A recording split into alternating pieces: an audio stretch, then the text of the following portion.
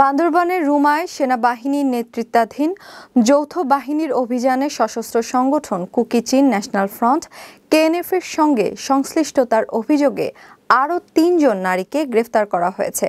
পরে আদালতের মাধ্যমে তাদেরকে কারাগারে পাঠানো হয়। সোমবার বিকেল ৩:৩০টায় গ্রেফতারকৃত ৩ জন নারীকে আদালতে হাজির করা হলে চিফ জুডিশিয়াল ম্যাজিস্ট্রেট আদালতের বিচারক মোহাম্মদ নুরুল হক জামিন না মঞ্জুর করে তাদেরকে কারাগারে পাঠানোর নির্দেশ দেন।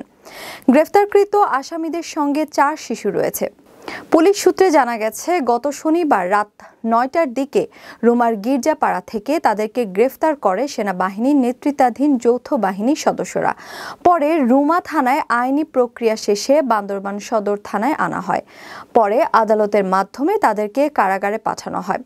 আদালত পুলিশের সাধারণ নিবন্ধন কর্মকর্তা বিশ্বজিৎ সিংহ বিষয়টি নিশ্চিত করে বলেন, কেএনএফ-এর সঙ্গে সংশ্লিষ্টতার অভিযোগে ৩ জন নারীকে রুমায় অস্ত্র লুটের মামলায় গ্রেফতার দেখিয়ে কারাগারে পাঠানো হয়েছে। এর আগে বান্দরবানের রুমা এবং থানচিতে ব্যাংক ডাকাতি সহ কেএনএফ-এর সন্ত্রাসী কর্মকাণ্ডের ঘটনায় দায়ের করা ৯টি মামলায় ২১ জন নারী সহ ৬৯ জনকে গ্রেফতার করে আইনশৃঙ্খলা বাহিনী।